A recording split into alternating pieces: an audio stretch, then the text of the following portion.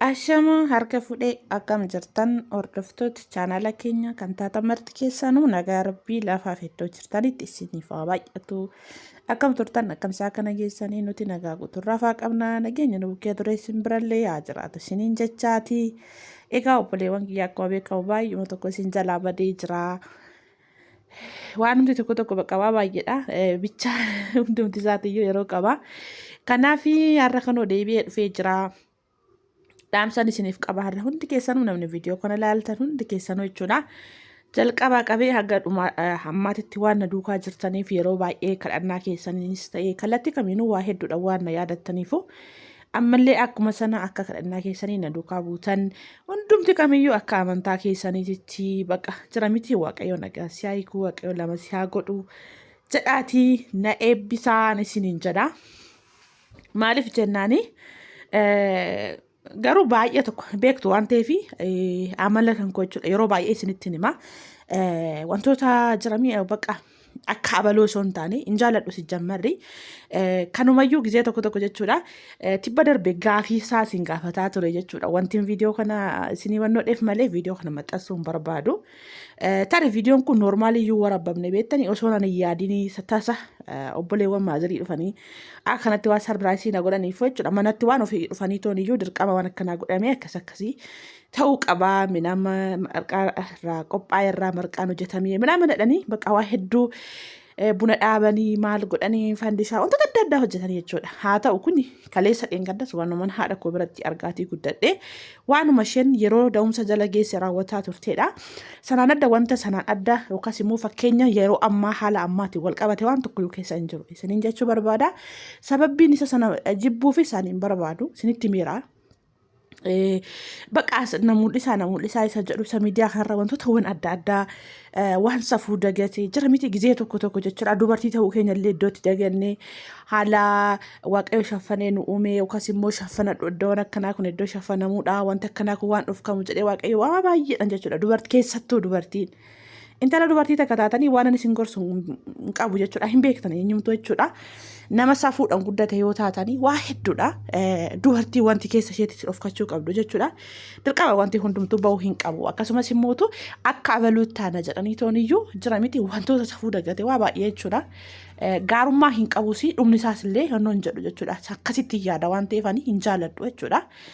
Akkuma argaa jirtan kana Isaayyaasiin sitti bukkee keenya ta'a garuu marqaan hin nyaatamu akka biyya keenyatti dhiirri marqaa hin nyaatu jedhee dide. Beekessattuu ijoolleen gara sanaa dhugumaa wanti kuni maaliif jennaan marqaan hin nyaatamu jedha. Yeroon isin jedhu marqaan dubartii deessuudhaaf qophaa'e dhiirri hin nyaatu jedha. Innaa ittiin mormanii dadhabnaan dhiisanii ufuma nyaachuu jalqabanii. Innaa akka kanatti namni alagaan as keessa hin jiru obbolaa maasiriiti ijoollee isheeti baqa nam tokko hin jiran jechuudha as keessa. Isaanumatu iyyuu baqa buna dhaabee waan tokko tokko ani baqa jira miti waan ta'uu qabu jechuudha. Waan natti dhiyoo kana jiraniif jechuudha. Siistariin immoo akkuma sitti himee bukkee hoteessu siistariidha. Dhuftee erti dheengadda jechuudha. Isinitti miira torbee guuttee erga dhuftee amma. Kanaaf obboleewwan kiyyaa kanayyuu na komattan isin jedhee tananii gaafii nani tibba darbe isin gaafadhee ture. Maal jedhama maaliif marqaan sun marqamuunsaa hiikansaa maaliif isin jennaan sirriidha. Dubartiin da'umsaaf barbaree wantoota adda addaa gaafa qopheeffatte midhaan sanarraa hojjetamee waaqayyo nagaan siyaa hiikuu jedhanii nyaatanii eebbisuu jettanii jalatti illee koomentii naa barreessaa turtanii. Namoonni kuuwwan immoo isuma amma namni beebi shaaworii jedhee miidiyaa irratti offaafaa oolu kana waa baay'ee jechaa turtan sana hin jedhani. Innaa walumaa galatti anillee hin jaalladhu wantoota akkasii jechuudha. Dhugaa baay'uma tokko hin jibbaa. Kanumayyuu jechuudha. Maaziriin kan koo yeroo baay'ee maaliif yerootti bilbiltee toonii haalaan keessa jiru akkamitti akkan jiru na hordofti. Kana booda waan ta'uu qabu waan akkasii sinirraas fagoo jiraatte haati keessan akkasumas immoo isheen sinirraa fagaattullee ammuma kana kun kan namni isinitti dhiyaatu immoo dhiyoo keessa yoo jiraate osoo isin yaadin waan godhamuu qabu itti yaadanii hin hojjetu jechuudha. Walumaa galatti bichaa fayyaadha malee waan nan jechuudha. Innaa jira miti gizee tokko tokko garuu bichaa hin beeku. Gadi fageessitan yoo laaltanii hammam yoo fagaates nama keessan yoo ta'us immoo dhaloota irraa dhalattan yoo ta'e gatee isin hin gatu isinin jechuun barbaada. Kanaaf obboleewwan kiyya gaafin isin gaafadhe ture suma kana deebii tokko tokkos yeroo sanatti deebistanii warri deebistanii ammas immoo ani ammuma isaanii waa baay'ee baqa waan hundumaa waan ta'uu qabu hunda fidee dhufee asirra waan keessotti ta'uu qabu dirqama miidiyaarra oolan soba hin oolchuu waan ani isin sobu hin qabu. Kunuma iyyuu namoota baay'ee kana dura iyyuu isin gaafadheera waan isin gaafadheef waan akkasiiti kun akka keenyatti wanta badaa akkas jirami wanta amma wal fakkaateen qabsiisuuf wanti daangaa darbee baqa akkasitti waan jiru buna hin daafisuu marga jiidhaa afaa yookaan beektan guzgaazii fidanii afanii baqa fandishaa fanaddaanii hojjetanii waan akkasii baqa fidanii waaqayyoon si wajjin haa ta'u rabbis si haa qarqaaru siniin jedhu sin eebbisuu marqaa sana nyaatanii galuu jechuudha. Baqa maazariinis kanuma gooti biyyatti ollaatti gaafa jala keessa ijoollee ollaa ishee nu ergite ijoolleetti ergite hunduma isaanii koottaa ammatti wayifan sin barbaada jettee as sokkaayii jechuudha. Isaan kun illee as ganamuma sana kaaniin booda mana jirtaa hin dhufna naan jedhan. Ufuma isaaniitii waan hundumaa baatanii dhufanii waan hojjetamuu qabu jechuudha.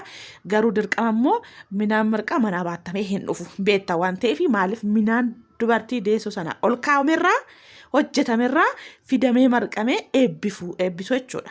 Kanaaf waan sana nalaafuma isaaniitti yaadanii sa'aatii akkanaatti dhufna mana jirtaa naan jedhaniituma deemanii dhufan jechuudha.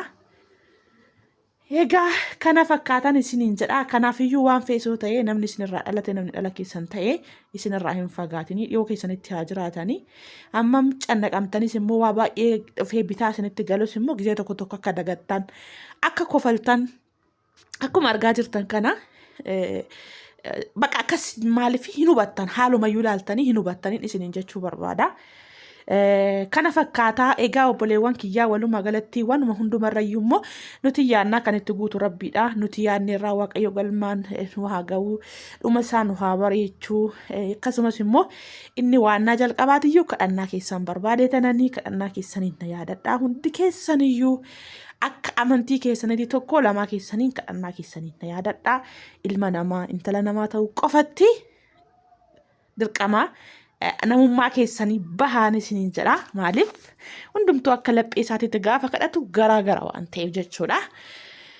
Egaa kana fakkaatan isiniin jira obboleewwan kiyyaa akkan qofa lafee sirriitti isaatii dheeraa haasa'u sana haasa'uu hin danda'u amma maaliif akka ta'e hin beeku dhugaa xiqqoo yoo naasa'e afuuran dadhaba beektanii maaliif dhugaa lakkaa wanti hundumtuu sa'aatii qaba yeroon isiniin jedhu yeroo aloola jirtanii fi yeroon aloola hin jirre immoo tokko miti jechuudha. Walumaa galatti amma jechuudha dubbachuu baay'ee tokko jechuudha. Baqa iddoo tokko yoo taa'ee sa'aatii dheeraa haasa'uu fi hin danda'u. Akkuma amma argaa jirtan kana iddoo tokko turee haasa'uu hin danda'u jettanii baay'ee tokko na cinqaa waan beeku. Kanaaf dubbii afaanillee kun amma sagalee kanarratti waraabuudhaaf baay'ee tokko dadhabee jechuudha. Egaa kana mootu viidiyoo dootti yaadin tasa Isaayyaasiitu waraabaa ture keessaan kutee baase baay'ee dheeraadhaaf viidiyichi garuu kutee baase isinillee akka garaa isin ga'u akkasumas immoo akka achumaan eebbistaniifan kutee keessaa baase isiniin jechuun barbaada. Kana fakkaataa viidiyoo yuutuubiidha Haacaaluu haaraa kanan baneeyyuu immoo sababa yuutuubii kanaatiin xiqqoo daangeffamaa hin jira beektanii silkiin sanarratti banne silkii noormaalii hin turre viidiyoo editii gochuu wantoota adda addaa gochuu hin dandeessu. Imeela sana immoo kanarratti as dabaluun kana dura sammama akkan qaxxaaminatu beeka waan ta'eef tarii yuutuubni waannaa kun har'a mixayyittiidhaan fudhatta'een walii galleerraa hin gubata waan jedhu yaadda'ee sananii maaliif baay'uma tokko rakkoo cimaa fida waan ta'eef kana duras akkanatti siifan faamilii kan jedhu tokko sabiskiraabii baay'ee hollaa siiqee tureyyuu wajjin na jalaa gubee dabilii walirratti waan ta'eef jechuudha.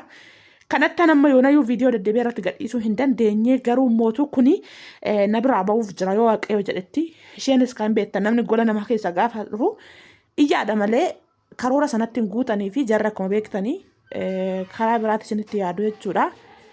Egaa kanuma kanaa fi walumaa galatti mootuyyuu yeroo isheen dhuftee yuutuubii narraa fudhattee kan kana fudhattee kun immoo silkiin noormaalii naa ta'e sana immoo asirratti dabarsee seeraan kan kanaan achi immoo haalatti jiru waan keessa jiru kanan isiniif dabarsu ta'an isiniin jedhaa.